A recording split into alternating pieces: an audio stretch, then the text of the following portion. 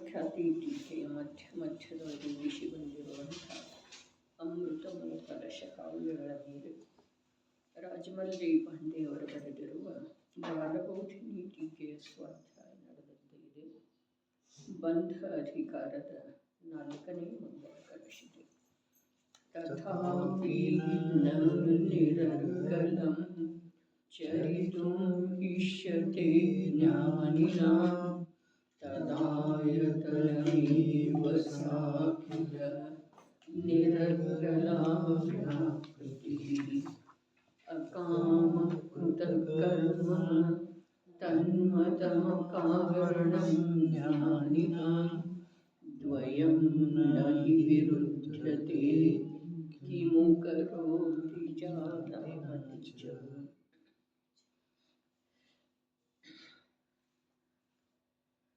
ತಥಾಪಿ ಜ್ಞಾನಿನಾಂ ನಿರರ್ಗಲಂ ಚರಿತುಂ ನ ಇಷ್ಯತೆ. ಒಂದು ವೇಳೆ ಕಾರ್ಮಣ ವರ್ಗಣಗಳು, ಮನವಚನ ಕಾಯಗಳ ಯೋಗ, 5 ಇಂದ್ರಿಯಗಳು, ಮನಸ್ಸು, ಜೀವಗಳ ಘಾತ ಇತ್ಯಾದಿ ಬಾಹ್ಯ ಸಾಮಗ್ರಿಗಳು ಕರ್ಮಬಂಧದ ಕಾರಣವಿಲ್ಲ. ಕರ್ಮಬಂಧದ ಕಾರಣವು ರಾಗಾದಿ ಅಶುದ್ಧತೆ ಇದೆ. ವಸ್ತುವಿನ ಸ್ವರೂಪವು ಹೀಗೆ ಇದೆ. ಆದರೂ ಕೂಡ ಶುದ್ಧ ಸ್ವರೂಪದ ಅನುಭವ ಸಂಪನ್ನರಿರುವಂಥ ಸಮ್ಯಕ್ ದೃಷ್ಟಿ ಜೀವರುಗಳು ಪ್ರಮಾದಿಯಾಗಿ ವಿಷಯ ಭೋಗದ ಸೇವನೆಯನ್ನು ಮಾಡುತ್ತಾರೆ ಅಂದರೆ ಮಾಡಿಯೇ ಮಾಡುತ್ತಾರೆ. ಜೀವಗಳ ಘಾತವಾದರೆ ಎಂದರೆ ಹಾಗೆಯೇ ಆಗುತ್ತದೆ. ಮನ ವಚನ ಕಾಯಗಳು ಹೇಗೆ ಪ್ರವರ್ತಿಸುತ್ತವೆ ಹಾಗೆಯೇ ಪ್ರವರ್ತಿಸುತ್ತಾರೆ. ಇಂಥ ನಿರಂಕುಶ ವೃತ್ತಿಯು ಅವರದಿರುವುದಿಲ್ಲ. ತಿಳಿದುಕೊಂಡು ಮಾಡುತ್ತಿದ್ದರೆ ಕರ್ಮಗಳ ಬದ್ಧವಾಗುವುದಿಲ್ಲ. ಹೀಗಂತೂ ಗಣಧರ ದೇವರು ಮನ್ನಿಸುವುದಿಲ್ಲ.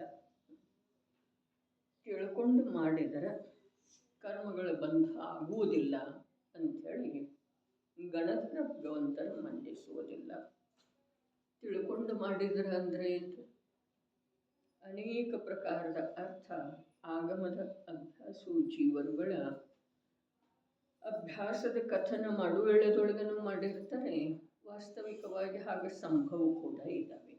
ಏನು ತಿಳ್ಕೊಂಡು ಮಾಡೋದು ಅರ್ಥಾತ್ ನನ್ನ ರಾಗಾದಿ ಅಶುದ್ಧ ಪರಿಣತಿನೇ ನನಗೆ ಬಂಧದ ಕಾರಣ ಇದೆ, ಇವು ಯಾವುವು ನನಗೆ ಬಂಧದ ಕಾರಣ ಇಲ್ಲ. ಇದನ್ನು ತಿಳ್ಕೊಂಡು ಅವುಗಳ ಜೊತೆಗೆ ಪ್ರವೃತ್ತಿ ಮಾಡೋದು, ಅವುಗಳಲ್ಲೇ ಪ್ರವೃತ್ತಿ ಮಾಡೋದು, ಇದು ಒಂದು ಅರ್ಥ. ಅಂದ್ರೆ ತಿಳ್ಕೊಂಡು, ಇಲ್ಲಿ ಮುಖ್ಯ ಏನ ತಿಳ್ಕೊಂಡು, ಇದು ಒಂದು ಅರ್ಥ ಆಯಿತು. ಎರಡನೇ ಅರ್ಥ ಹೀಗಿದೆ, ಅವರು ತಿಳಿತಾ ಇರ್ತಾರೆ ಮಾಡುವುದಿಲ್ಲ, ಹೀಗೊಂದು ಅರ್ಥ ಎರಡನೇ ಅರ್ಥ. ಮೂರನೇ ಅರ್ಥ ಏನಿದೆ ಅಂತಂದ್ರೆ ಇದನ್ನು ತ್ಯಾಗ ಮಾಡೋದು ನನಗೆ ಅವಶ್ಯಕ ಇದೆ, ಇದು ನನ್ನ ಸ್ವರೂಪ ಅಲ್ಲ ಅನ್ನುವುದನ್ನು ತಿಳಿತಾ ಇರ್ತಾರೆ. ಈ ಪ್ರಕಾರ ತಿಳ್ಕೊಂಡು ಅವರ ಇದು ನನ್ನ ದುರ್ಬಲತೆ ಇದೆ ಅಂಥೇಳಿ ಮಾಡ್ತಾ ಇರ್ತಾರೆ, ಹೀಗೊಂದು ಅರ್ಥ. ಆದರೆ ಇವು ಯಾವುವು 3 ಅರ್ಥಗಳನ್ನು ಗಣಧರ ಭಗವಂತರ ಮನ್ನಿಸುವುದಿಲ್ಲ. ಹಾಗಾದರೆ ಏನು ನೋಡ್ರಿ, ಪಂಚೇಂದ್ರಿಯಗಳ ಭೋಗದಲ್ಲಿ ಪ್ರವೃತ್ತಿ ಮಾಡ್ತಾರೆ ಅನ್ನೋದು ಒಂದು ವಿಭಾಗ ಇದೆ. ಮಾಡಿಯೇ ಮಾಡ್ತಾರೆ ಅನ್ನೋದು ಒಂದು ವಿಭಾಗ ಇದೆ. ಮಾಡ್ತಾರೆ ಅನ್ನೋದು ಚಾರಿತ್ರ ಮೋಹನೀಯದ ದೋಷ ಇದೆ. ಮಾಡಿಯೇ ಮಾಡ್ತಾರೆ ಅನ್ನೋದು ಶ್ರದ್ಧಾ ಜ್ಞಾನದ ದೋಷ ಇದೆ. ಹಾಗಾದ್ರೆ ಮಾಡಿಯೇ ಮಾಡ್ತಾರೆ ಅಂಥೇಳಿ ಗಣಧರ ಭಗವಂತರ ಮನ್ನಿಸೋದಿಲ್ಲ. ಯಾಕೆ ಅಂತಂದ್ರೆ ಅವರ ಶ್ರದ್ಧಾ ಜ್ಞಾನ ಅಲ್ಲಿ ಇಲ್ಲ. ಹಾಗಾದ್ರೆ ಮಾಡ್ತಾರೆ ಅನ್ನೋದನ್ನು ಗಣಧರ ಭಗವಂತರು ತಿಳಿತಾರೋ ಅಥವಾ ಇಲ್ಲ? ತಿಳಿತಾರೆ.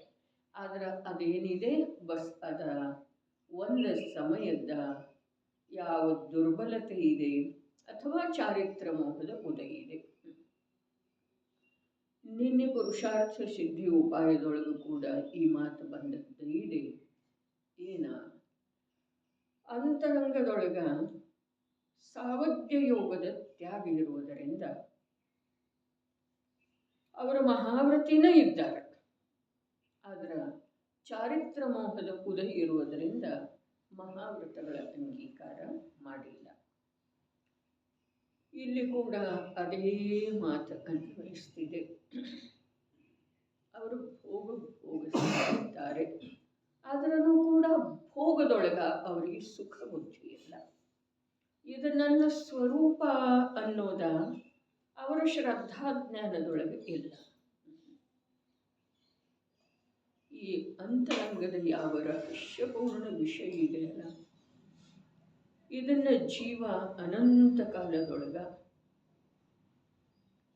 ಜಿನಾಗಮದ ಸಂಯೋಗ ಬಂದರನು ಜಿನಮುನಿಗಳ ಮುಖದಿಂದ ಉಪದೇಶದ ಶ್ರವಣ ಆದರನು ಕೂಡ ಈ ಅಂತರಂಗದ ರಹಸ್ಯವನ್ನು ತಿಳಿಯುವುದರಲ್ಲಿ ವಿಫಲ ಆಗಿರುವುದರಿಂದ ಜೀವ ಸಂಸಾರದಲ್ಲಿ. ಅರೆ, ಯಾವ ರೀತಿ ಇದೆ ಅದ? ನಿರಂಕುಶವಾಗಿ ಪ್ರವೃತ್ತಿ ಮಾಡುವುದಿಲ್ಲ. ಅಂದ್ರೆ ಅಂಕುಶ ಎಲ್ಲಿದೆ, ಹಿಡಿತ ಎಲ್ಲಿದೆ? ಅರೆ, ಶುದ್ಧ ಸ್ವಭಾವದ ಮೇಲಿನ ಅವರ ದೃಷ್ಟಿಯ ಹಿಡಿತ ಇದೆ. ಶುದ್ಧ ಸ್ವಭಾವ ಯಾವುದು? ಅಸ್ಪೃಷ್ಟ ಸ್ವಭಾವ ಯಾವುದು? ಜ್ಞಾತ ಮಾತ್ರ ಸ್ವಭಾವ ಯಾವುದಕ್ಕೆ ಪರದ ಅವಲಂಬನೆ ಅವಶ್ಯಕತೆ ಇಲ್ಲದೆ ಇರುವಂಥ ಪರಿಪೂರ್ಣ ಸ್ವಭಾವ. ಆ ಸ್ವಭಾವವೇ ಅವರ ಶ್ರದ್ಧಾಜ್ಞಾನದೊಳಗ ನಿಶ್ಚಲವಾಗಿ ನೆಲೆಯೂರುತ್ತೆ. ಅರೆ, ಬಂಧದ ಕಾರಣ ಯಾವುದಿದೆ? ಬಂಧದ ಕಾರಣ ಜ್ಞಾನ ರಾಗದ ಜೊತೆಗೆ ಒಂದು ಸಮಯ ಏಕಾಗೋದು ಅಲ್ಲ. ಆದರೆ ಜ್ಞಾನ ರಾಗದಲ್ಲೇ ಅಖಂಡವಾಗಿ ವರ್ತಿಸೋದು. ರಾಗ ತುಂಡು ಇರುವೆಳೆದೊಳಗೂ ಕೂಡ ಅಖಂಡ ಜ್ಞಾನ ಆ ರಾಗದೊಳಗ ಅಥವಾ ವಿಕಾರದೊಳಗನ ಒಂದಾಗಿ ಉಳಿಯುವುದೇನಿದೆ, ಇದುವೇ ಬಂಧದ ಕಾರಣ ಇದೆ. ಇನ್ನೂ ಸ್ಪಷ್ಟ ಹೇಳಿದರೆ, ಬಂಧಕ ಜ್ಞಾನ ಏನು ಇದೆ ಅದ ಯಾವ ರಾಗ ಅಥವಾ ವಿಕಾರ ಅಥವಾ ಭೋಗ ಅಥವಾ ಆನಂದ ಏನಿದೆ ಅಲ್ಲ ಪರಪದಾರ್ಥದ ಕಾರಣದಿಂದ ಒಂದು ಸಮಯ ಜ್ಞಾನ ಅದರಲ್ಲೇ ಬರುವುದರಿಂದ ಅಥವಾ ಅದರ ಅನುಭವ ಮಾಡುವುದರಿಂದ ಬಂಧೇನ ಆಗುವುದಿಲ್ಲ. ಆದರೆ ಅದರ ವಿದ್ಯಮಾನತೆ ಅವಿದ್ಯಮಾನತೆ ಯಾವುದೇ ಪ್ರಕಾರದಿಂದ ಆ ರಾಗದ, ವಿಕಾರದ, ಭೋಗದ, ಆನಂದದ ಯಾವ ಅನುಭೂತಿ ಇದೆ ಅದರ ವಿದ್ಯಮಾನತೆ ಇರಲಿ ಅವಿದ್ಯಮಾನತೆ ಇರಲಿ, ಜ್ಞಾನ ಅದರಲ್ಲೇನೆ ಇರುವುದೇನಿದೆ ಅದು ಬಂಧನ.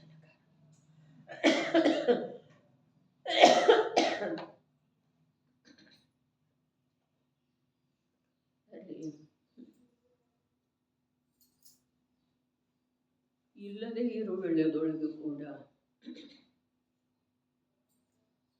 ರಾಗದ ಅನುಭವ ಇಲ್ಲದೆ ಇರುವೆಳೆದೊಳಗೂ ಕೂಡ ಬಹಳ ಸೂಕ್ಷ್ಮ ಮಾತಿದೆ.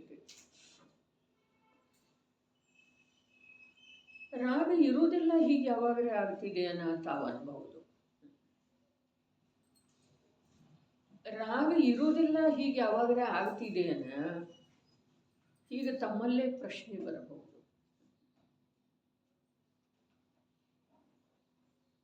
ಆದ್ರ ಮಾತು ಹೀಗಿದೆ, ಅನ್ಯಥಾ ಅರ್ಥ ಮಾಡುವುದಿಲ್ಲ. ಕಥನ ಮಾಡುವ ವೇಳೆದೊಳಗೆ ನಿಜವಾಗಿ ಭಯನೇ ಇರ್ತಿದೆ ರೀ. ಸತ್ಯದ ಕಥನ ಮಾಡುವ ವೇಳೆದೊಳಗೆ ನಾವು ರಾಗ ಯಾವಾಗಲೂ ಇರುವುದಿಲ್ಲ, ವಿಕಾರ ಯಾವಾಗಲೂ ಇರುವುದಿಲ್ಲ.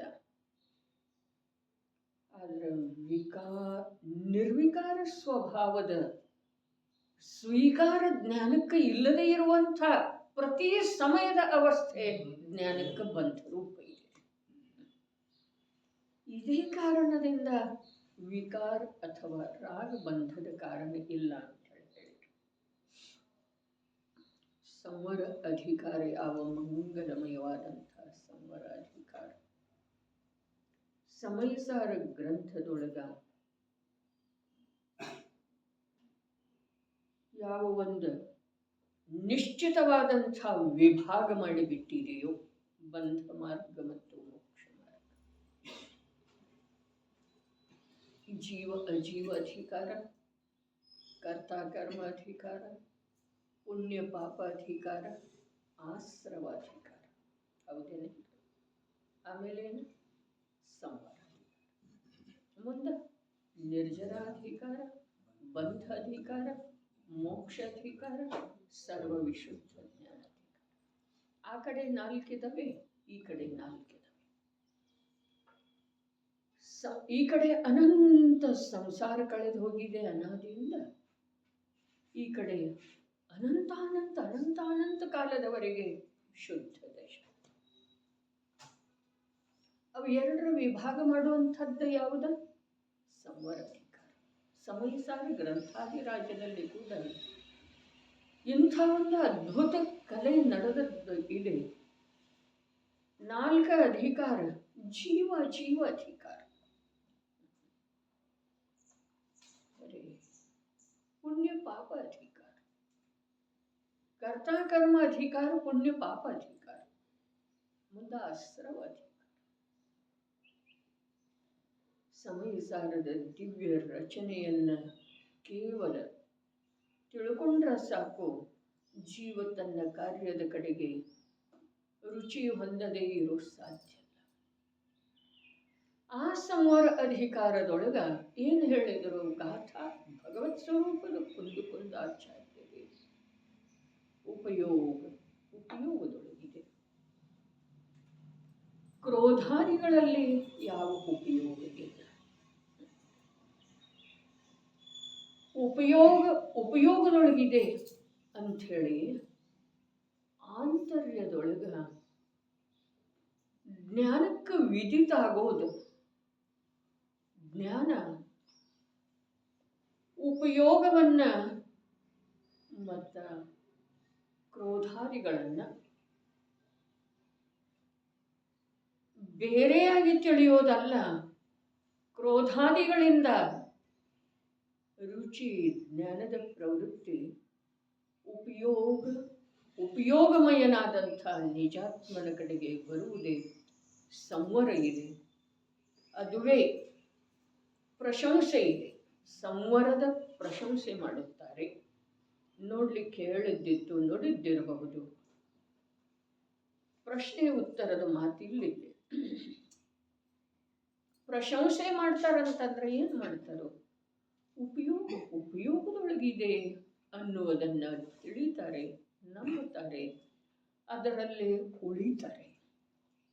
2 ಸಮಯ ಉಳಿದ ನಂತರ ಬಂಧದ ಅಭಾವ ಆಗ್ತಿದೆ. 2 ಸಮಯ ಉಳಿದ ನಂತರ ಬಂಧದ ಏನಾಗ್ತಿದೆ? ಅಲ್ಲಿ ತುಂಡಾಗ್ತಿದೆ. ಅಲ್ಲಿಂದ ಮಾರ್ಗ ಭಿನ್ನ ಆಗ್ತಿದೆ. ಉಪಯೋಗದೊಳಗಿದೆ ಅಂಥೇಳಿ ಒಂದು ಸಮಯ ತಿಳಿತಿದೆ. ಅರೆ, ಮೊದಲು ಬಹಳ ಬಾರಿ ತಿಳಿದಿದೆ, ಬಹಳ ಕಾಲದಿಂದ ತಿಳಿತಾ ಇದೆ ಪುರುಷಾರ್ಥಿ ಜೀವದ ಜ್ಞಾನ.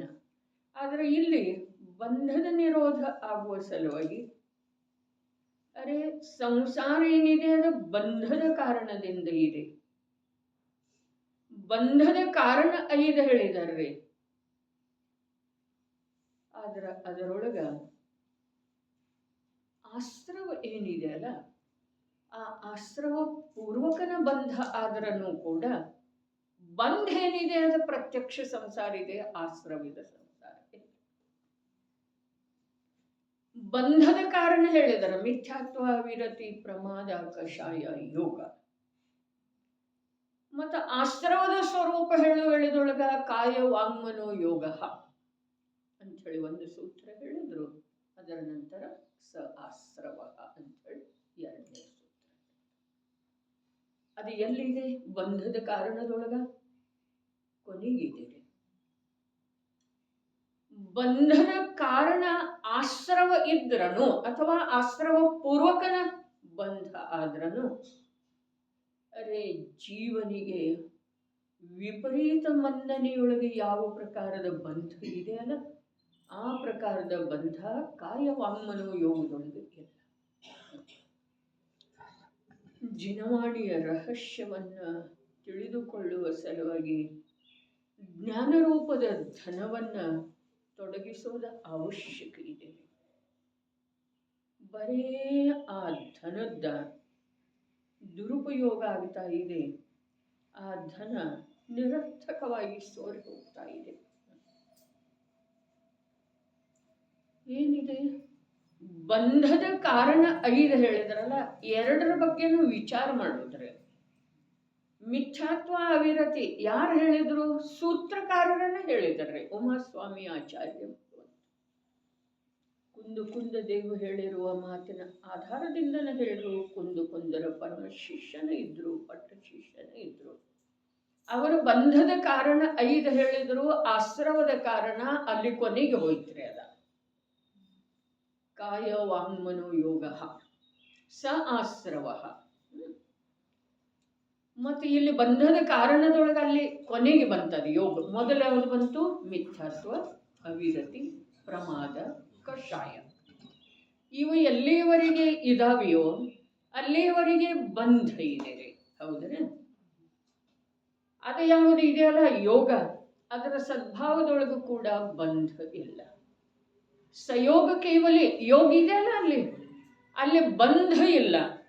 ಬಂಧ ಇಲ್ಲ ಅನ್ನೋದಕ್ಕೆ ಕರ್ಣಾನುಯೋಗ ಸ್ಪಷ್ಟೀಕರಣ ಏನು ನೀಡುತ್ತಿದೆ? ಸ್ಥಿತಿಬಂಧ ಮತ್ತು ಅನುಭಾಗ ಬಂಧ ಇಲ್ಲ. ಸಂಖ್ಯೆ ಇದೆ, ಸ್ವಭಾವ ಇದೆ, ಅವಧಿ ಇದೆ, ಅದರ ಫಲ ಇಲ್ಲ. ಹಾಗಾದ್ರೆ ಬಂಧದ ಕಾರಣ ಯಾವ್ದ? ಮೂಲ ಬಂಧದ ಕಾರಣ ಒಂದೇ ಇದೆ. ಏನ? ಮಿಥ್ಯಾತ್ವ. ಮಿಥ್ಯಾತ್ವ ಯಾವಾಗ ಹೊರಟು ಹೋಗ್ತಿದೆ ಅಲ್ಲ, ಅರ್ಥಾತ್ ಮಿಥ್ಯಾತ್ವದ ಉಪಶಮ ಯಾವಾಗ ಮಾಡ್ತಾನಲ್ಲ ಜೀವ, ಆಗ ಅದಕ್ಕಿಂತ ಮೊದಲ ಈಗ ಚರಣಯೋಗದ ಆಶ್ರಯ ತಗೊಂಡ್ರ ಅದಕ್ಕಿಂತ ಮೊದಲ ಮಿಥ್ಯಾತ್ವದ ನಾಶ ಅಥವಾ ಉಪಶಮ ಆಗಬೇಕಾದ್ರೆ ಅದಕ್ಕಿಂತ ಮೊದಲ ಅವಿರತಿಯ ತ್ಯಾಗದ ಅಭ್ಯಾಸ ಬಹಳ ಮಾಡ್ತಾನ್ರಿ. ಒಂದೊಂದು ಅನುಯೋಗದ್ದು ಒಂದೊಂದು ಸಲ ಕಾರ್ಯ ಆಗ್ತಿದೆ, ಹೀಗೆ ಮಾತಿಲ್ಲ, ಆದ್ರೆ ಕಥನ ಹೀಗಾಗ್ತಿದೆ. ಅವಿರತಿಯ ತ್ಯಾಗ, ಅವಿರತಿಯನ್ನ ಬಿಟ್ಟು ಕೊಡುವ ಸಲುವಾಗಿ ಅವನು ಉದ್ಯಮ ಮಾಡ್ತಾನೆ. ಪ್ರಮಾದವನ್ನ ಬಿಟ್ಟು ಕೊಡುವ ಸಲುವಾಗಿ ಉದ್ಯಮ ಮಾಡ್ತಾನೆ. ಅರ್ಥಾತ್ ಪ್ರಮಾದದ ತ್ಯಾಗ ಎಷ್ಟು ಅಂಶದಿಂದ ಮಿಥ್ಯಾತ್ವದ ನಾಶದ ಸಲುವಾಗಿ ಉಪಶಮದ ಸಲುವಾಗಿ ಬೇಕಲ್ಲ, ಅಷ್ಟು ಅಂಶದಿಂದ ಕಷಾಯದ್ದು ತ್ಯಾಗ ಆಗ್ತಿದೆ, ಅವಿರತಿದ್ದು ತ್ಯಾಗ ಆಗ್ತಿದೆ, ಪ್ರಮಾದದ್ದು ತ್ಯಾಗ ಆಗ್ತಿದೆ. ಹಾಗಾದ್ರೆ ಒಂದು ಸಂಸಾರದ ಮೂಲ ಕಾರಣ ಅರೆ ಮಿಥ್ಯಾತ್ವ ಇರುವುದರಿಂದನೇ ನಮಗೆ ಕಷಾಯ ಇದೆ, ಪ್ರಮಾದ ಇದೆ, ಅವಿರತಿ ಇದೆ. ಯೋಗಂತೂ ಇದೇನ ಇದೆ. ಮಿಥ್ಯಾತ್ವ ಇಲ್ಲದ ಮೇಲೆ ಅವು ಯಾವವು ಬಂಧದ ಕಾರಣ ಇಲ್ಲ. ಸತ್ಯವನ್ನು ಗ್ರಹಣ ಮಾಡುವಂಥ ಎದೆಗಾರಿಕೆ ಬೇಕು. ಸತ್ಯವನ್ನು ಗ್ರಹಣ ಮಾಡುವ ಸಲುವಾಗಿ ಜ್ಞಾನದೊಳಗೆ ಉದ್ಯಮ ಬೇಕು. ಏನು ಹೇಳಿತು? ಮಿಥ್ಯಾತ್ವದ ಉಪಶಮ ಅಥವಾ ಅಭಾವ ಆದ ನಂತರ ಅವು ಯಾವುವು ಸಂಸಾರ ಬಂಧದ ಕಾರಣ ಇಲ್ಲ. ಬಂಧ ಆಗ್ತಿದೆ, ಅವಿರತಿಯಿಂದ ಆಗ್ತಿದೆ, ಪ್ರಮಾದದಿಂದ ಆಗ್ತಿದೆ, ಕಷಾಯದಿಂದ ಆಗ್ತಿದೆ, ಯೋಗದಿಂದ ಕೂಡ ಆಗ್ತಿದೆ. ಆದರೆ ಆ ಬಂಧ ಅನಂತ ಸಂಸಾರದ ಕಾರಣ ಇಲ್ಲ. ಸಂಸಾರ ಯಾವುದಕ್ಕಂತಾರೆ? ಈ ಪರಿಭಾಷೆಗೆ ಅನುಸಾರವಾಗಿ ಸಂಸಾರ ಯಾವುದಕ್ಕಂತಾರೆ? ಅನಂತ ಸಂಸಾರ ಎಲ್ಲಿದೆಯೋ ಅದುವೇ ಸಂಸಾರ. ಯಾವುದೇ ಸೀಮಿತ ಇದೆ. ಅನಂತ ಸಂಸಾರ ಅಂದ್ರೆ ಏನು? ಈಗ ಅಂದ್ರೆ ನಿಜವಾಗಿ ಅನಂತ ಸಂಸಾರ ಅಂದ್ರೆ ಕಾಲ ಸಾಪೇಕ್ಷ, ಭಾವ ಸಾಪೇಕ್ಷ. ಅನಂತ ಸಂಸಾರ ಅಂದ್ರೆ ಏನು? ಭಾವ ಸಾಪೇಕ್ಷ. ಅರ್ಥಾತ್ ಅನಂತ ಗುಣ ನಿಲಯನಾದಂಥ ಶುದ್ಧಾತ್ಮನನ್ನ ಮುಖ್ಯ ಮಾಡದೇ ಇರೋದು, ಶುದ್ಧಾತ್ಮನನ್ನ ದೃಷ್ಟಿಯೊಳಗೆ ತಂದುಕೊಳ್ಳದೇ ಇರೋದು, ಶುದ್ಧಾತ್ಮನನ್ನು ತಿಳ್ಕೊಳ್ಳದೆ ಇರೋದು, ಶುದ್ಧಾತ್ಮನಲ್ಲೇ ಒಲುಮೆ ಮಾಡದೆ ಇರೋದು, ಇದೇನಿದೆ ಇದು ಅನಂತ ಗುಣಮಯನಾದಂಥ ಗುಣ ನಿಲಯನಾದಂಥ ಶುದ್ಧಾತ್ಮನ ಅವಿನಯ ಅಗೌರವ ತಿರಸ್ಕಾರ ರೂಪದ ಸಂಸಾರ ಇದೆ. ಇದನ್ನು ಹೊರತುಪಡಿಸಿ ಸಂಸಾರ ಬೇರೆ ಯಾವುದಿಲ್ಲ. ನರಕ, ನಿಗೋದ, ದೇವ, ಮನುಷ್ಯ ಗತಿಗಳೇನದವು ಇದು ಸಂಸಾರ ಅಲ್ಲ. ಜ್ಞಾನಾವರಣ, ದರ್ಶನಾವರಣ ಮೊದಲಾದ 8 ಕರ್ಮಗಳದ್ದು ಯಾವ ಸ್ಥಿತಿ ಅನುಭಾವಿ ಇದೆಯೋ ಅದು ಸಂಸಾರ ಅಲ್ಲ.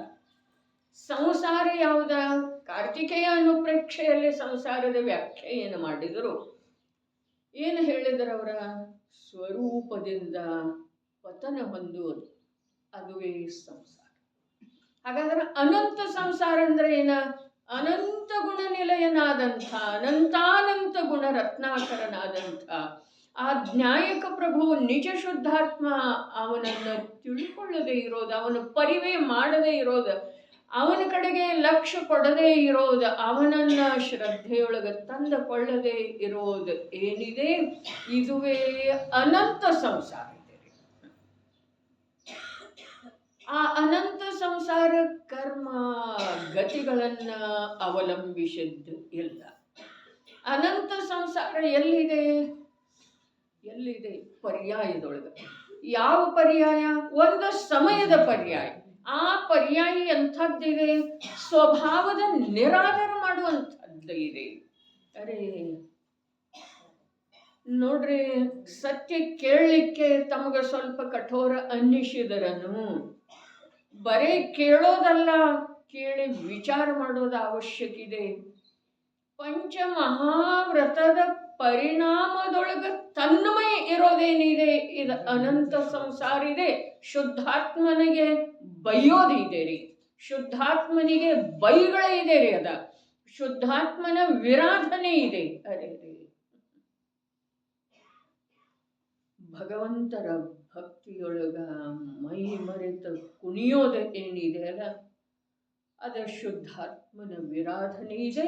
ವ್ಯವಹಾರದಿಂದ ಅದೇ ಭಗವಂತನ ವಿರಾಧನೆ ಇದೆ.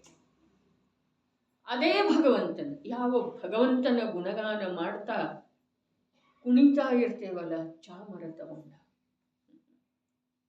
ಅಲ್ಲಿ ಮೈ ಮರೆಯೋದು. ಅರ್ಥಾತ್ ಆ ಆನಂದ, ಪರಾಧೀನ ರಸದ ಆನಂದದೊಳಗ, ರಾಗರಸದ ಆನಂದದೊಳಗ ತನ್ಮಯ ಆಗೋದೇನಿದೆ, ಇದು ಶುದ್ಧಾತ್ಮನ ವಿರಾಧನೆ. ಮತ್ತೆ ಯಾವ ಭಗವಂತನ ಭಕ್ತಿ ಮಾಡ್ತಾ ಇದ್ದೇವೆ, ಆ ಭಗವಂತನ ವಚನದ ಸ್ವರೂಪದ ಮೋಕ್ಷ ಮಾರ್ಗದ ವಿರಾಧನೆ. ಸತ್ಯದ ಗ್ರಹಣ ಆಗದ ವಿನಃ ಈ ಜೀವಕ್ಕ ಅಸತ್ಯ ಮಾರ್ಗದ ಬಿಡುಗಡೆ ಆಗೋ ಸಾಧ್ಯ ಇಲ್ಲ. ಒಂದೇ ಒಂದು ಉಪಾಯ ಇದೆ 3 ಕಾಲದಲ್ಲೇನು, ಏನ? ಸತ್ಯದ ಗ್ರಹಣ. ಸತ್ಯದ ಗ್ರಹಣ ಆಗಬೇಕಾದ್ರೆ ಸತ್ಯದ ಜ್ಞಾನ ಆಗೋದು ಅತ್ಯಂತ ಅವಶ್ಯಕ ಇದೆ. ಸತ್ಯದ ಜ್ಞಾನ ಆಗುವ ಸಲುವಾಗಿ ವ್ಯವಹಾರದಿಂದ ಯಾವುದನ್ನ ಹೇಳಿದರೋ ಅವುಗಳಲ್ಲಿ ರಸ ಕಡಿಮೆ ಆಗುವುದು ಅವಶ್ಯಕ ಇದೆ. ಇದು ಹೀಗೇ ಇದೆ, ಹೀಗೆ ಇದೆ ಅನ್ನೋ ಮಾತಿಲ್ಲಿ ಪಾಂಡೆಯವರು ಕೂಡ ಹೇಳಿದ್ದಾರೆ. ಹೇಗಿದೆ? ಭಾಷೆ ಸಾಮಗ್ರಿಗಳಿಂದ ಬಂಧ ಆಗುವುದಿಲ್ಲ. ರಾಗಾದಿ ಅಶುದ್ಧ ಪರಿಣತಿಯೇ ಬಂಧದ ಕಾರಣ ಇದೆ. ಹೀಗೆ ಇದೆ, ಹೀಗೆ ಇದೆ. ಹಾಗಾದ್ರೆ ಸಮ್ಯಕ್ ದೃಷ್ಟಿ ಶಬ್ದ ಪ್ರಯೋಗಿ ಅಂತದ್ದು ಮಾಡಿದರು. ಶುದ್ಧ ಸ್ವರೂಪದ ಅನುಭವ ಸಂಪನ್ನರಾದ ಜೀವರುಗಳು, ಶುದ್ಧ ಸ್ವರೂಪದ, ಶುದ್ಧ ಚೈತನ್ಯ ಸ್ವರೂಪದ ಅನುಭವ ಸಂಪನ್ನರಾದ ಜೀವರುಗಳು ಅವರ ರಾಗಾದಿ ಪರಿಣತಿಯೊಳಗ ಇಲ್ಲವೇ ಇಲ್ಲ. ಹಾಗಾದ್ರೆ ನಮ್ದು ಮೂಲ ವಿಷಯ ಎಲ್ಲಿಂದ ಶುರುವಾಗಿತ್ತಲ್ಲ, ಅದೇನ? ಜ್ಞಾನ. ಜ್ಞಾನ ಪರದೊಳಗೆ ಒಂದು ಸಮಯಕ್ಕಿಂತ ಅಧಿಕ ನಿಲ್ಲೋದೇನಿದೆ ಅದ ಸಂಸಾರ. ಜ್ಞಾನ ಸ್ವಭಾವದ ಸ್ವೀಕೃತಿ ಪೂರ್ವಕ ಪರದೊಳಗೆ ಹೋಗಿ ಹೋಗಿ ಹೋಗಿ ಹೋಗಿ ಬರ್ತಿದೆ ಅಲ್ಲ, ಅಲ್ಲಿ ಬಂಧ ಆಗೋದಿಲ್ಲ, ಅರ್ಥಾತ್ ಅನಂತ ಸಂಸಾರ ಆಗೋದಿಲ್ಲ, ಅರ್ಥಾತ್ ಸ್ವಭಾವದ ವಿಸ್ಮರಣೆ ಇಲ್ಲ, ಅರ್ಥಾತ್ ಸ್ವಭಾವದ ನಿರಾಕರಣೆ ಇಲ್ಲ, ವಿರಾಧನೆ ಇಲ್ಲ, ಸ್ವಭಾವವನ್ನ ಯಾವುದೇ ರೀತಿಯಿಂದ ಧಿಕ್ಕರಿಸುವಂಥ ಮಾತಿಲ್ಲ. ಹೊರಗೆ ಹೋಗ್ತೇವಲ್ಲ ಕಾರ್ಯ ನಿಮಿತ್ತ, ಯಾರಾಗಲಿ ಮನೆಯಿಂದ ಹೊರಗೆ ಹೋಗ್ತೇವಲ್ಲ ಅಂದ್ರೆ ನಾವು ಹೊರಗೆ ಹೋಗುವ ಸಲುವಾಗಿ ಹೊರಗೆ ಹೋಗಿರ್ತೇವೆ, ಮತ್ತು ಮನೆಗೆ ಬರೋದಿಲ್ಲ. ಎಷ್ಟೇ ಕಾಲ ಹೋಗಲಿ, 1 ಗಂಟೆ ಹೋಗಲಿ, 2 ಗಂಟೆ ಹೋಗಲಿ, 4 ಗಂಟೆ ಹೋಗಲಿ, 1 ದಿವಸ ಹೋಗಲಿ, 4 ದಿವಸ ಹೋಗಲಿ, 15 ದಿವಸ ಹೋಗಲಿ, 2 ತಿಂಗಳದ ಯಾತ್ರೆಗೆ ಹೋಗಲಿ, ಎಷ್ಟೇ ದೀರ್ಘ ಇದ್ರೂ ಕೂಡ ಮನೆಗೆ ಬರೋದು ಇದೆ ಅನ್ನೋದ್ರದ ಅವನಲ್ಲೇ ಸ್ಮರಣೆ ಮಾಡ್ಕೊಳ್ಬೇಕೇನ, ಇದೇನ ರೀ. ಹಾಗಾದ್ರೆ ಅದೇ ಪ್ರಕಾರ ಅವ ಯುದ್ಧ ಮಾಡ್ತಾ ಇರಲಿ, ಭೋಗಿಸ್ತಾ ಇರಲಿ, ಮನವಚನ ಕಾಯದೊಳಗ ಅವು ಹೇಗೆ ಪ್ರವರ್ತನೆ ಮಾಡ್ತಾ ಇದ್ದಾವೆಯೋ ಹಾಗೆ ಅವು ಮಾಡ್ತಾ ಇದ್ರೂ ಕೂಡ ಮಾಡೋದನ್ನೇ ಇಲ್ರಿ. ಯಾತ್ರೆಯೊಳಗ ಆನಂದ ಖರೀದಾರಿ ಏನೆಲ್ಲ ನಡೆದ್ರೂ ಕೂಡ ಅಲ್ಲಿ ಈ ಜೀವನಿಗೆ ಯಾವ ವಿಕಲ್ಪ ಇಲ್ಲದನ್ನ ಮನೆಗೆ ಬರೋದ ಬುದ್ಧಿಯೊಳಗೆ ಸ್ವೀಕಾರ ಇದೆ. ವಿಕಲ್ಪ ಇದೆ ಏನ್ರಿ? ಇದನ್ನ ಮನೆಗೆ ಹೋಗೋದಿದೆಯಲ್ಲ, ನೋಡೋದು, ಖರೀದಿ ಮಾಡೋದು, ರೇಟ್ ತರಿಸೋದು, ಮನೆಗೆ ಹೋಗೋದಿದೆ. ಯಾವಾಗ ನೆನಪು ಮಾಡ್ಕೊಳ್ತಾನೆ? ವಿಕಲ್ಪ ಯಾವಾಗ ಮಾಡ್ತಾನೆ? ಇಲ್ಲವೇ ಇಲ್ಲ. ಅವನ ಬುದ್ಧಿಯೊಳಗಿದೆ, ಅವನ ಅಭಿಪ್ರಾಯದೊಳಗಿದೆ, ಅವನ ಶ್ರದ್ಧೆಯೊಳಗಿದೆ. ಬರೇ ಶ್ರದ್ಧೆಯೊಳಗಿದೆ, ಅವನ ಸರ್ವ ಗುಣದೊಳಗೆ ಇದೆ ರೀ.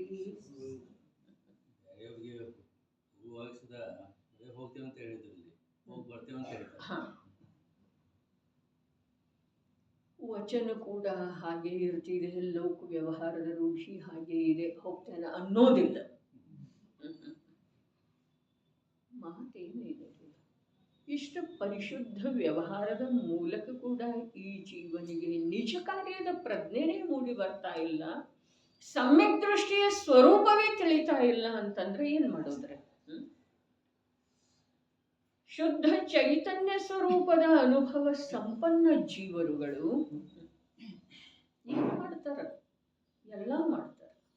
ಮನವಚನ ಕಾಯದ ಯೋಗದೊಳಗ ಅವು ಯಾವ ಪ್ರವೃತ್ತಿ ಮಾಡ್ತಾ ಇದ್ದಾವೆ ಹಾಗೆ. ಅರೆ, ಉಪಯೋಗದ ಅಭಾವದೊಳಗ ವಚನ ಯೋಗದ ಕಾರ್ಯ ಆಗ್ತಿದೆ ಅಂದ್ರೆ, ಉಪಯೋಗದ ಸಂಸ್ಪರ್ಶ ಇಲ್ಲದ ವಚನ ಯೋಗ ಕಾರ್ಯ ಮಾಡ್ತಿದೆ ಅಂದ್ರೆ, ಕಾಯ ಯೋಗ ಕಾರ್ಯ ಸಂಸ್ಪರ್ಶ ಇಲ್ಲದ, ಬಿಲ್ಕುಲನ ಸಂಸ್ಪರ್ಶ ಇಲ್ಲ ಮತ್ತು ಕಾಯದ ಕಾರ್ಯ ಆಗ್ತಾ ಇದೆ ಈಗೆಲ್ಲ.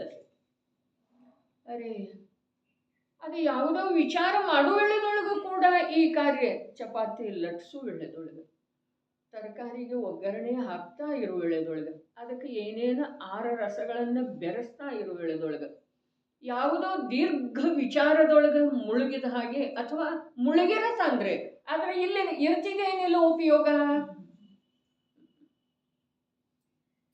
ಇರ್ತಿದೆ ಏನಿಲ್ರಿ, ಇರ್ತಿದೆ. ಅವನು ಉಪಯೋಗ ಇಲ್ಲಿ ಇರೋ ವೇಳೆದೊಳಗೆ ಕೂಡ ಅವ ಬೇರೊಂದು ಕಡೆ ತನ್ಮೈ ಅದಾನ್ರಿ. ಅವನು ಉಪಯೋಗ ಇಲ್ಲಿ ಇರುವ ವೇಳೆದೊಳಗೂ ಕೂಡ ನೋಡೋ ತನ್ರಿ, ನೋಡ್ತೀರ ಅಥವಾ ಇಲ್ಲ, ಸರಿ ಆಯ್ತೇನಿಲ್ಲ, ಉಪ್ಪ ಕಮ್ಮಿ ಆಗಿದೆಯನ ನೋಡ್ತೇನೆ. ಜೀವ ನೋಡುತ್ತಾನೋ ಮಾತೆಲ್ಲ, ಜೀವ ನೋಡುತ್ತಾನೆ, ಅವ ಪುರುಷನೇ ಇದ್ದಾನೆ.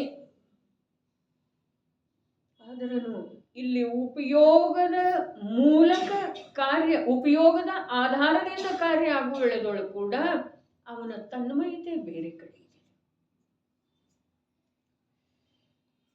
ಬಹಳ ಅದ್ಭುತ ಮಾತು ಇದು. ಮಿಥ್ಯಾದೃಷ್ಟಿ ಜೀವನದೊಳಗೆ ಒಂದು ತಿಳ್ಕೊಳ್ಳುವ ವಿಷಯ. ಈ 2 ಪರದಲ್ಲಿ ಹೀಗೆ ಉಪಯೋಗದ ವಿಭಜನೆ ಆಗ್ತಿದೆ ಅಂದಮೇಲೆ ಸ್ವ ಮತ್ತು ಪರ 2 ಭಿನ್ನನ ಅದಾವ. ಅಲ್ಲಿ ವಿಭಜನೆ ಆಗ್ಲಿಕ್ಕೆ ಏನು ಅಡೆತಡೆ ಇದೆ, ಏನು ಪ್ರತಿಬಂಧ ಇದೆ? ಇಲ್ಲಿ 2 ಪರನ ಇದಾವ. ಇಲ್ಲಿ ಆಗ್ತಿದೆ ಅಂದ ಮೇಲೆ ಇವು ಮತ್ತು ಬೇರೆ 2ರಲ್ಲೇ ಉಪಯೋಗ ತೊಡಗಿಸ, ಹೌದು ಅಥವಾ ಇಲ್ಲ? ಹಾಗಾದ್ರೆ ಉಪಯೋಗ ತೊಡಗಿಸುವಂಥವ ಪರದಲ್ಲೇ ಕಾರ್ಯ ಆಗು ವೇಳೆದೊಳಗ ಉಪಯೋಗವಂತನಲ್ಲೇ ಉಪಯೋಗ ಸ್ಥಿರ ಇರಲಿಕ್ಕೆ ಬಾಧೆ ಏನಿದೆ? ಹಾಗಾದ್ರೆ ಅಲ್ಲಿ ಅವಿರತಿನೂ ಇದೆ, ಪ್ರಮಾದ ರಹಿತತೆನೂ ಇದೆ, ಕಷಾಯ ರಹಿತತೆನೂ ಇದೆ, ಯೋಗ ಸಹಿತ ಇರುವ ವೇಳೆದೊಳಗೆ ಕೂಡ ಅವನಿಗೆ ಬಂಧ ಇಲ್ಲ. ಇದು ಮಾತು. ಸಾಮಾನ್ಯ ವಿಷಯದಾಗ ಯಾರ ಕಡೆ ಮಾಡ್ತಾರೆ? ಹಾ, ಇವ ಮಾಡವ ಮತ್ತು ಬೇರೆ ಇರಲ್ಲ. ಇದು ಮಾತಿದೆ. ಇಲ್ಲಿ ಎರಡರೊಳಗೆ ತೊಡಗಿಸ್ತಾನು ಒಬ್ಬನ ಅಂದ ಮೇಲೆ ಒಬ್ಬ ಯಾವದನೋ ಅವ ತನ್ನೊಳಗೊಂದು ತೊಡಗಿಸೋದ, ಇನ್ನೊಂದು ಪರದೊಳಗೆ ಮಾಡೋದ. ಇದು ಕಠಿಣ ಏನಿದೆ ಹೇಳ್ರಿ ಅವನಿಗೆ. ಅರ್ಥಾತ್ ಈಗ ಹೇಳಿದ ಪ್ರಕಾರ ಮತ್ತೊಂದ್ಸಲ ಒತ್ತು ಕೊಡ್ತೇನೆ. ಅವನಿಗೆ ಸ್ವಭಾವದೊಳಗ ನಿಮಗ್ನತೆ, ಸ್ಥಿರತೆ, ರುಚಿ, ಶ್ರದ್ಧೆ, ಪ್ರತೀತಿ ಎಲ್ಲವೂ ಇರುವುದರಿಂದ ಅವ ಭೋಗಿಸುವ ವೇಳೆದೊಳಗೂ ಕೂಡ ಕಷಾಯ ಇಲ್ಲ, ಪ್ರಮಾದ ಇಲ್ಲ, ಅವಿರತಿ ಇಲ್ಲ ಅವನಲ್ಲಿ. ಮತ್ತು ಯೋಗ ಏನಿದೆ? ಅದು ಆಶ್ರಮದ ಕಾರಣ ಇದೆ, ಅದು ಬಂಧದ ಕಾರಣ ಇಲ್ಲನರಿ. ಮನವಚನಕಾಯಿ ಯೋಗದ ಮೂಲಕ ಪ್ರವೃತ್ತಿ ಮಾಡ್ತಾ ಇದ್ದಾನಲ್ಲ, ಅದರ ಮಿಥ್ಯಾತ್ವ ಇಲ್ಲ. ಮಿಥ್ಯಾತ್ವ ಹೊರಟು ಹೋದ ನಂತರದನ್ನ ಮಾತಿದೆ. ಇದ ಮಿಥ್ಯಾತ್ವ ಇಲ್ಲ. ಅದರ ಜೊತೆಯಾಗಿ ಮಿಥ್ಯಾತ್ವ ಹೋಗುವುದರೊಳಗೆ ಏನೇನು ಹೋಗಿದ್ದೀರಿ? ಅವಿರತಿ ಹೋಗಿದೆ, ಪ್ರಮಾದ ಹೋಗಿದೆ, ಕಷಾಯ ಹೋಗಿದೆ, ಪೂರಾ ಹೋಗಿದೆ, ಆಂಶಿಕ ಹೋಗಿದೆ. ನೀವು ಬೇಕಾದ್ರೆ ಆಂಶಿಕ ಅಂದುಕೊಳ್ರಿ, ಅದರ ಪೂರಾನ ಹೋಗಿದೆ ಅಂಥೇಳಿ ದ್ರವ್ಯಾನ ಯೋಗ ಅಥವಾ ದೃಷ್ಟಿ ಪ್ರಧಾನ ಗ್ರಂಥ ಭರತ ಕ್ಷೇತ್ರದ ಭಗವಾನ್ ಅಶರೀರಿ ಆಗುವುದರಲ್ಲಿ ಯಾವುದು ಪ್ರಬಲ ನಿಮಿತ್ತ ಇದೆಯೋ ಆ ಸಮಯ ಸಾರದ ವಿಷಯ ಹೀಗಿದೆ. ಅನ್ಯ ವ್ಯವಹಾರ ಕಥನದ ಆಶ್ರಯದಿಂದ ಬೇಕಾದ್ರೆ ತಾವದ ಆಂಶಿಕ ಹೋಗಿದೆ ಅನ್ಬಹುದು. ಇನ್ನು ಇದರ ಉಲ್ಟಾ ತಗೊಂಡ್ರ ಎಲ್ಲಿಯವರೆಗೆ ಯೋಗ ಇದೆಯಲ್ಲ ಅಲ್ಲಿ ಕೂಡ ಮಿಥ್ಯಾತ್ವ ಅಂಶ ರೂಪದಿಂದ ಇದೆ. ಮಿಥ್ಯಾತ್ವ ಇದೆ. ಅಶುದ್ಧತೆ ಏನು ಹೇಳ್ತಲ್ಲ ಅದು ಮಿಥ್ಯಾತ್ವದನೇ ಇದೆ. ವಿಪರೀತತೆ ಸಂಸ್ಕಾರನೇ ಇದೆ. ಅದಕ್ಕೆ ಹೇಗೆ ಬೇಕಾದ ಹಾಗೆ ತಿರುಗಿಸ್ಲಿಕ್ಕೆ ಬರ್ತಿದೆ ಹೀಗೆ ಮಾತಲ್ಲ. ಆದರೆ ಹೇಗೂ ಕಥನ ಇದ್ರೂ ಕೂಡ ಅದರಲ್ಲಿ ಯಥಾರ್ಥ ಅರ್ಥ ಗ್ರಹಣ ಮಾಡುವಂಥ ಒಂದು ಕಲೆಯನ್ನ ಆಚಾರ್ಯ ಭಗವಂತರ ಜೈನ ದರ್ಶನಕಾರರ ಕಲಿಸಿ ಕೊಟ್ಟಿದ್ದಾರೆ. ಅದನ್ನು ನಾವು ಕಲ್ಕೊಂಡ ನಾವು ಕಾರ್ಯ ಮಾಡಿದ್ರೆ ನಮಗೆ ಆಕುಲತೆಯನ್ನ ಕಮ್ಮಿ ಮಾಡಿಕೊಳ್ಳೋದ, ದುಃಖದಿಂದ ವಿಮುಕ್ತ ಆಗೋದ ಬಹಳ ಸುಲಭ ಇದೆ. ರೋಗ ಇದ್ರೆ ಇರಲಿ, ನಿರ್ಧನತೆ ಇದ್ರೆ ಇರಲಿ, ಸಹಾಯಕರು ಇಲ್ಲದಿದ್ರೆ ಇರಲಿ, ಮರಣ ಎದುರಿಗೆ ಬಂದು ಉಪಸ್ಥಿತ ಆದ್ರೂ ಕೂಡ ಅರೆ ಯಾವ ತ್ರಿಕಾಲಿ ಜ್ಞಾತ ಸ್ವಭಾವ ನಾನಿದ್ದೇನೆ ಅಂತ ಹೇಳಿ ಸ್ವೀಕಾರ ಮಾಡಿದಾನೆ, ಅವನ ಮರಣ ಎಂಥದ್ರೆ ಅವನಿಗೆ ಮರಣೆಯಲ್ಲಿದೆ.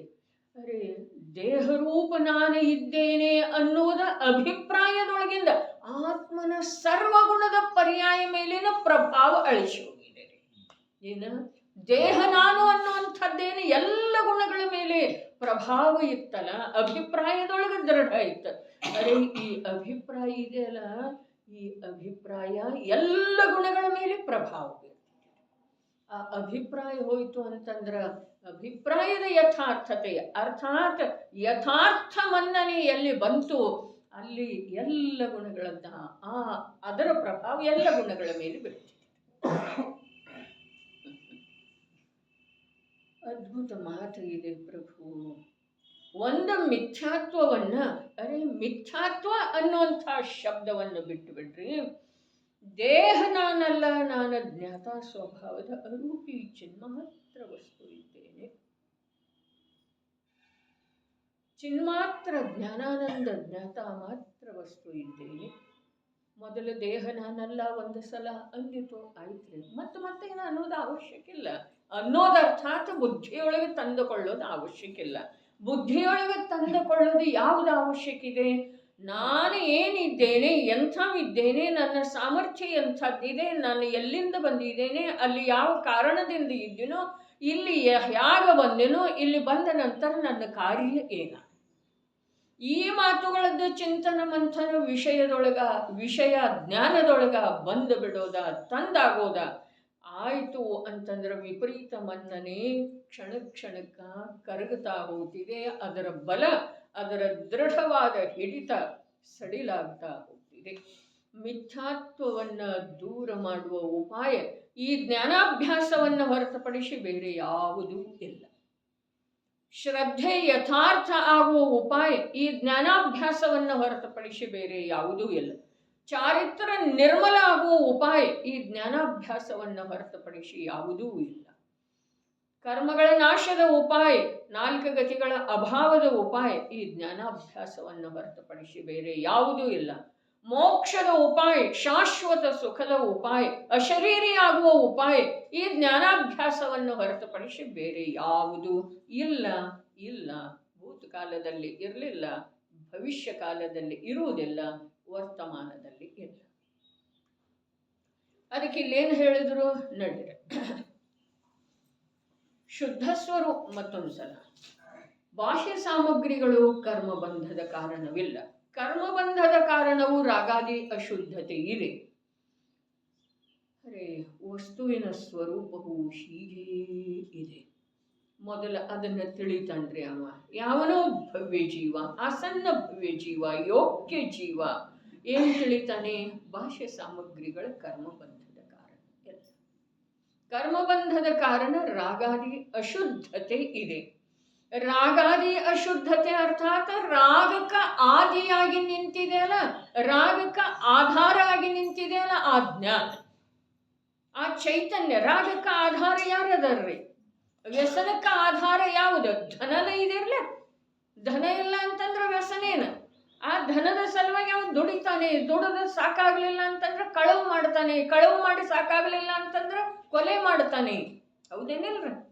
ಹಾಗಾದ್ರೆ ವ್ಯಸನಕ್ಕೆ ಆಧಾರ ಯಾವ ಧನ ಇದೆಯೋ ಆ ಧನದ ಸಲುವಾಗಿ ಯಾವ ಪ್ರಕಾರ ವ್ಯಸನಿ ಪುರುಷ ಉದ್ಯಮ ಮಾಡ್ತಾನೋ ಅದೇ ಪ್ರಕಾರ ಇಲ್ಲಿ ರಾಗಕ್ಕ, ಸಂಸಾರಕ್ಕ, ಚತುರ್ಗತಿಗೆ, ನರಕ ನಿಗೋಧಗಳಿಗೆ ಆಧಾರ ಯಾವುದಿದೆ ಅಂತಂದ್ರ ಜ್ಞಾನ ವಿಕಾರದ ಜೊತೆಗೆ ಒಂದಾಗೋದು ಸಮಯವರ್ತಿ. ಅರೆ, ರಾಗದ ಮೇಲೆ ದೋಷಾರೋಪಣೆ ಮಾಡೋದು ಸಾಕ್ರೆ. ರಾಗ ಏನೂ ಮಾಡ್ತಾ ಇಲ್ಲ. ಯಾವ ಪ್ರಕಾರ ಜಡ ಕರ್ಮ ವಿಚಾರೆ ಅಂಥೇಳಿ ಅಂದ್ರು ಅದೇ ಪ್ರಕಾರ ಜಡ ಕರ್ಮಕ್ಕೆ ವ್ಯವಹಾರದಿಂದ ಯಾವುದೇ ಕಾರಣ ಇದೆಯೋ ಆ ರಾಗ ಕೂಡ ವಿಚಾರನೇ ಇದೆ ರೀ, ಬಯಸ್ಕೊಳ್ತಾ ಇದೆ. ಆ ರಾಗ ಕೂಡ ಕರ್ಮನ ಇದೆ ಇರ್ಲೆ. ನಿಜವಾಗಿ ಅಪರಾಧಿ ಯಾರ? ಅವ ಮತ್ತೆ ಹಾಗೆ ನಿರಪರಾಧಿ ಸಿದ್ಧ ಆಗ್ತಾ ಇದ್ದಾನೆ. ಯಾವ? ಅವನೇ ಆತ್ಮ, ಅವನೇ ಜ್ಞಾತ, ಅವನೇ ಜ್ಞಾನ ಸ್ವಭಾವಿ. ಇನ್ನೂ ಸ್ಪಷ್ಟ ಹೇಳಿದ್ರ ಅವನೇ ಸಮುದ್ನಿ ಪಂಚೇಂದ್ರಿಯ ಜಿನೇಂದ್ರ ಪ್ರಭುವಿನ ಭಕ್ತ, ಜಿನೋಪಾಸಕ, ಜಿನವಾಣಿಯ ಅಧ್ಯಯನ ಮಾಡುವಂಥ ಅವನೇ ಅಪರಾಧಿ. ಯಾವ ಸಮುದ್ನಿ ಪಂಚೇಂದ್ರಿಯದವರೆಗೆ ಬರಲಿಲ್ಲ ಅವನ ಅಪರಾಧ ಅಕ್ಷಮ್ಯ ಅಲ್ಲ.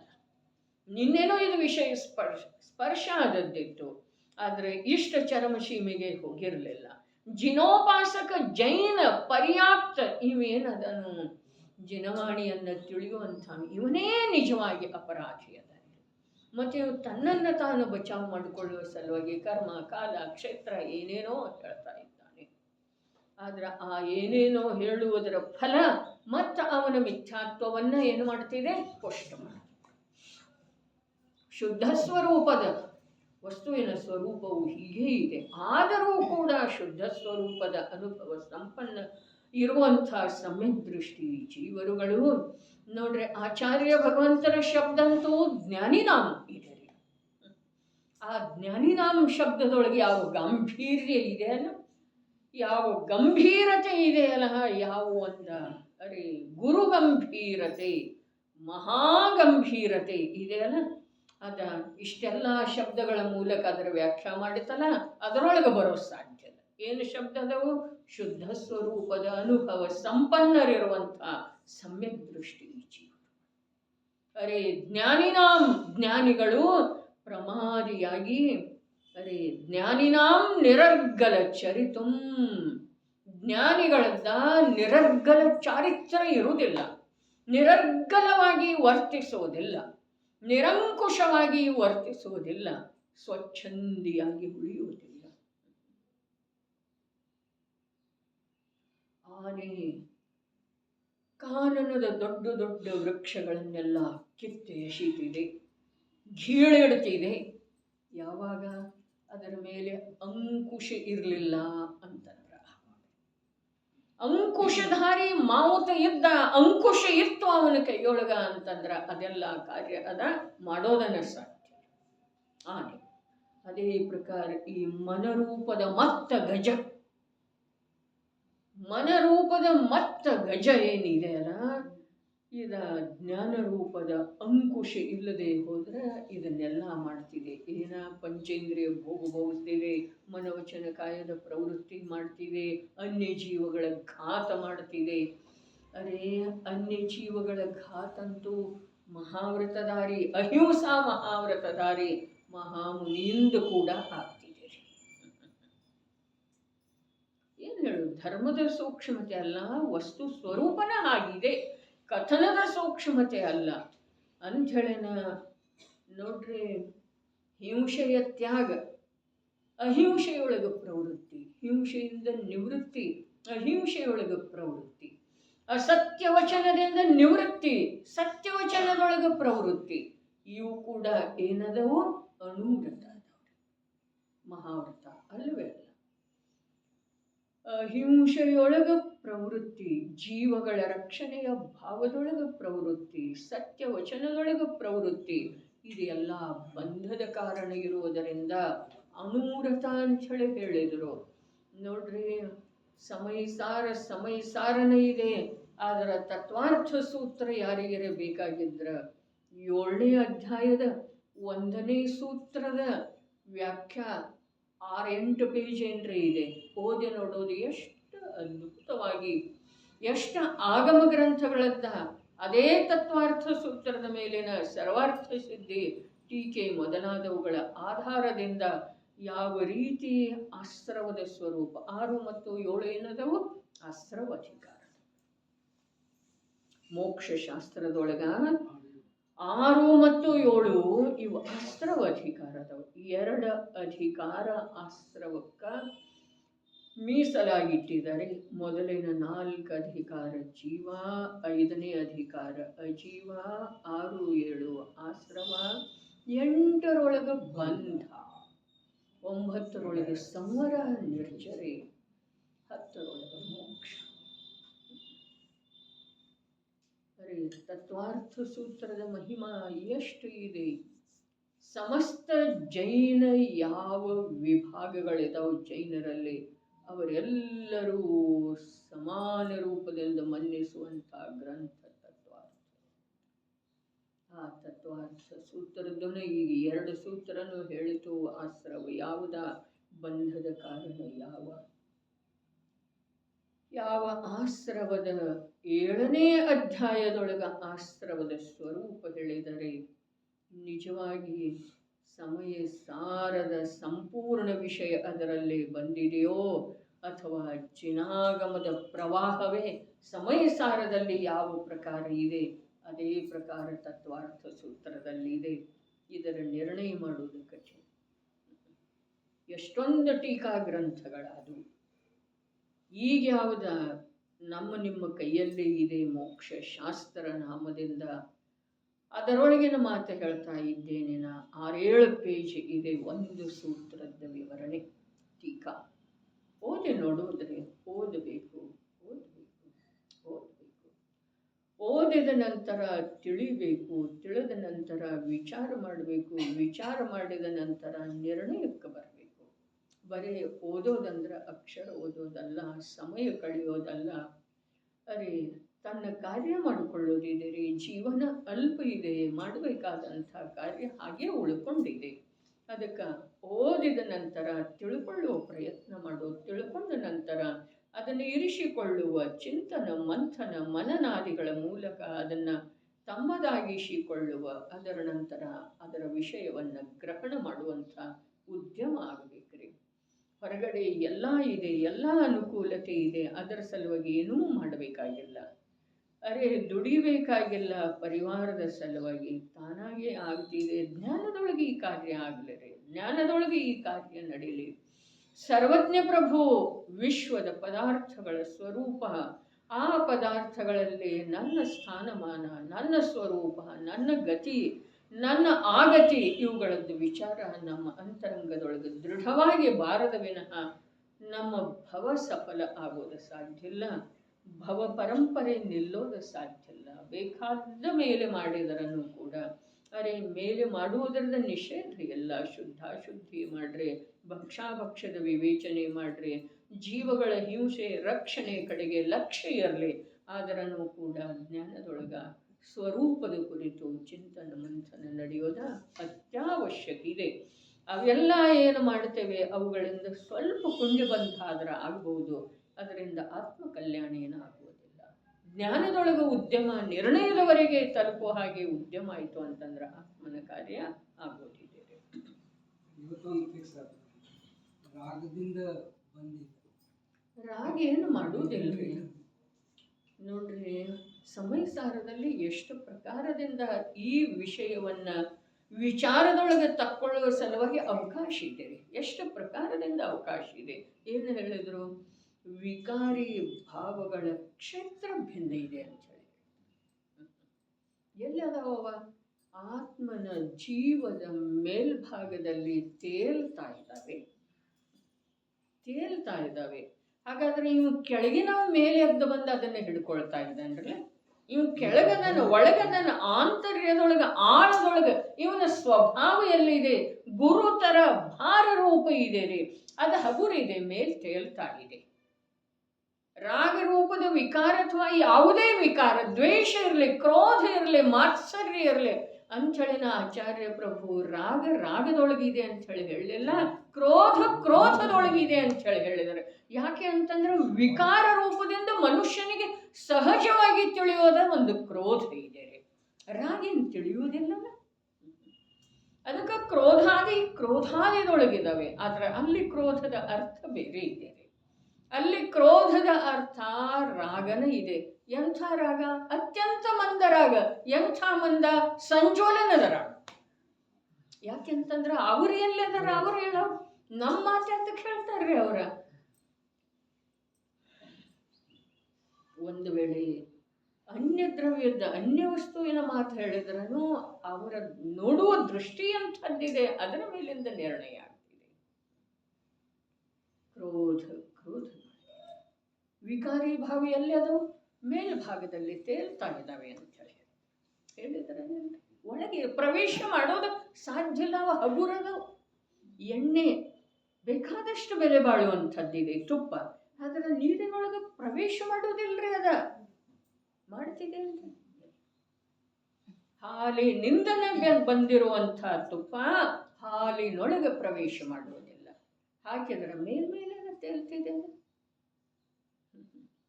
ಅದೇ ಪ್ರಕಾರ ಆತ್ಮನವೇ ಇರುವಂಥ ವಿಕಾರ ಆತ್ಮನಿಗೆ ಬಾಧೆ ಮಾಡುವುದಿಲ್ಲ.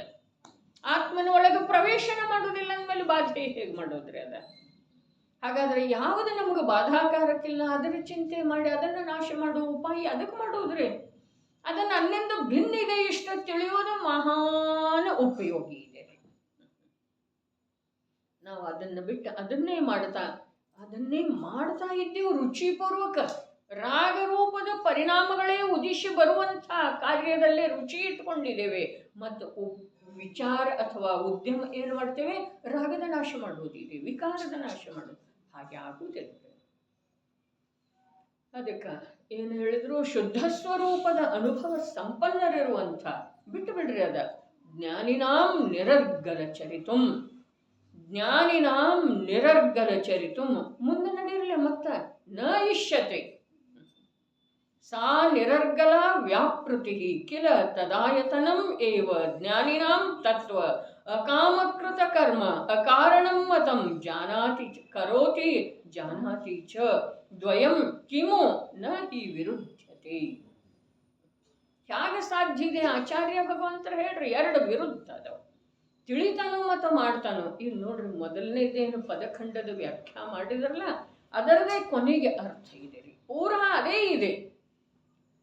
ಏನ ತಿಳಿದುಕೊಂಡು ಮಾಡುತ್ತಿದ್ದರೆ ಕರ್ಮಗಳ ಬಂಧವಾಗುವುದಿಲ್ಲ. ಈ ಟೀಕಾದೊಳಗ್ರೆ ಶುದ್ಧ ಸ್ವರೂಪದ ಅನುಭವ ಸಂಪನ್ನರಿರುವಂತಹ ಸಮ್ಯಕ್ ದೃಷ್ಟಿ ಜೀವರುಗಳು ಪ್ರಮಾದಿಯಾಗಿ ವಿಷಯ ಭೋಗದ ಸೇವನೆಯನ್ನು ಮಾಡುತ್ತಾರೆಂದರೆ ಮಾಡಿಯೇ ಮಾಡುತ್ತಾರೆ.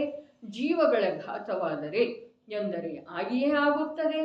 ಮನವಚನ ಕಾಯಗಳು ಹೇಗೆ ಪ್ರವರ್ತಿಸುತ್ತವೆ ಹಾಗೆಯೇ ಪ್ರವರ್ತಿಸುತ್ತಾರೆ. ಇಂಥ ನಿರಂಕುಶ ವೃತ್ತಿಯು ಅವರದಿರುವುದಿಲ್ಲ. ತಿಳಿದುಕೊಂಡು ಮಾಡುತ್ತಿದ್ದರೆ ಕರ್ಮಗಳ ಬಂಧವಾಗುವುದಿಲ್ಲ. ಹೀಗಂತೂ ಗಣಧರ ದೇವರು ಮನ್ನಿಸುವುದಿಲ್ಲ. ಅವ್ರು ತಿಳ್ಕೊಂಡಿದ್ದಾರೇನಿಲ್ಲ, ಹಾಗಾದ್ರೆ ತಿಳ್ಕೊಂಡ ನಂತರ ಮಾಡ್ತಾರೆ. ಹಾಗ ಮಾಡೋದನ್ನ ಸಾಧ್ಯ ಇಲ್ಲಲ್ಲ. ಲೋಕೆಲ್ಲ ನೋಡ್ತಾ ಇದೆ, ಇಂದ್ರಿಯ ಜ್ಞಾನದಿಂದ ತಿಳಿದು ಬರ್ತಾ ಇದೆ, ಮಾಡ್ತಾ ಇದ್ದಾರೆ. ಆದ್ರೆ ಯಾರು ತಿಳಿತಾರೆ ಅವರು ಮಾಡೋದನ್ನ ಸಾಧ್ಯ ಇಲ್ಲ ಅಂತ ಹೇಳಿ. ತಿಳ್ಕೊಂಡು ಮಾಡಿದ್ರೆ ಬಂಧ ಇಲ್ಲ. ಹಾಗೆ ವಸ್ತು ಸ್ವರೂಪ ಇಲ್ಲ. ಹಾಗೆ ಗಣಧರ ಭಗವಂತರ ಮನ್ನಿಸುವುದಿಲ್ಲ. ನೋಡ್ರಿ, ತಿಳಿದುಕೊಂಡು ಮಾಡುತ್ತಿದ್ದರೆ ಕರ್ಮಗಳ ಬಂಧವಾಗುವುದಿಲ್ಲ. ಹೀಗಂತೂ ಗಣಧರ ದೇವರು ಮನ್ನಿಸುವುದಿಲ್ಲ. ಯಾವ ಕಾರಣದಿಂದ ಮನ್ನಿಸುವುದಿಲ್ಲ? ಕಾರಣವೇನೆಂದರೆ ಸಾ ನಿರರ್ಗಲ ವ್ಯಾಪೃತಿ ಕಿಲ ತದಾಯತನಂ ಏವ. ಸಾ ಪೂರ್ವೋಕ್ತ ನಿರರ್ಗಲ ವ್ಯಾಪೃತಿ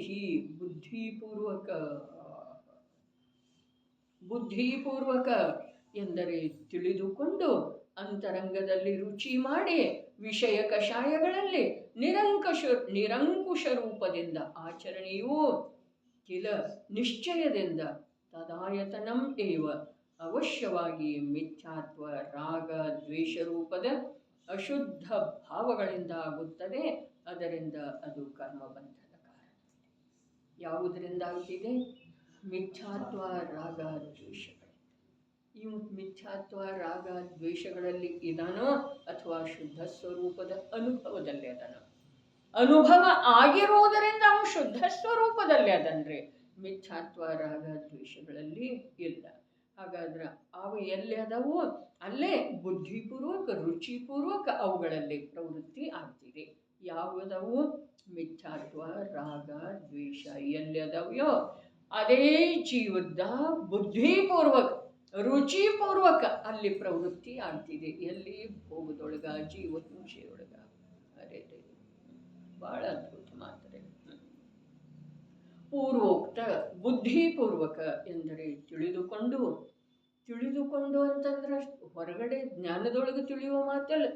ರುಚಿಪೂರ್ವಕ ಅಂತರಂಗದಲ್ಲಿ ಅಭಿರುಚಿ ಮಾಡಿ ವಿಷಯ ಕಷಾಯಗಳಲ್ಲಿ. ಇಲ್ಲಿ ಮತ್ತೆ ಸಂಕ್ಷೇಪ ಏನು ಮಾಡಿದರು? ಅವೆಲ್ಲ ಬಿಟ್ರೆ ವಿಷಯ ಕಷಾಯಗಳಲ್ಲಿ ಅಂತ ಹೇಳ್ತಾರೆ. ವಿಷಯ ಕಷಾಯಗಳಲ್ಲಿ ಅಂದ ಮೇಲೆ ಎಲ್ಲ ಬಂತರೆ ಅವೇನು 4 ಕಾರಣ ಕೊಟ್ಟಿದ್ದರಲ್ಲ, ಅವು 4 ಬಂದವ್ರೆ. ವಿಷಯ ಕಷಾಯಗಳಲ್ಲಿ ನಿರಂಕುಶ ರೂಪದಿಂದ ಆಚರಣೆಯು ನಿಶ್ಚಯದಿಂದ ಅವಶ್ಯವಾಗಿ ಮಿಥ್ಯಾತ್ವ ರಾಗದ್ವೇಷ ರೂಪದ ಅಶುದ್ಧ ಭಾವಗಳಿಂದ ಆಗುತ್ತದೆ. ಅಶುದ್ಧ ಭಾವಗಳಿಂದ ಅಂದ್ರೆ ಆ ಭಾವದಲ್ಲಿ ತನ್ಮಯವಾಗುವಂತಹ ಜ್ಞಾನ ಏನಿದೆಯಲ್ಲ ಅದು ಅಶುದ್ಧ ಇದೆ. ಅರ್ಥಾತ್ ಆ ಅಶುದ್ಧತೆಯಿಂದ ಜೀವನಿಗೆ ಏನಾಗ್ತಿದೆ? ಕರ್ಮಗಳ ಬಂಧ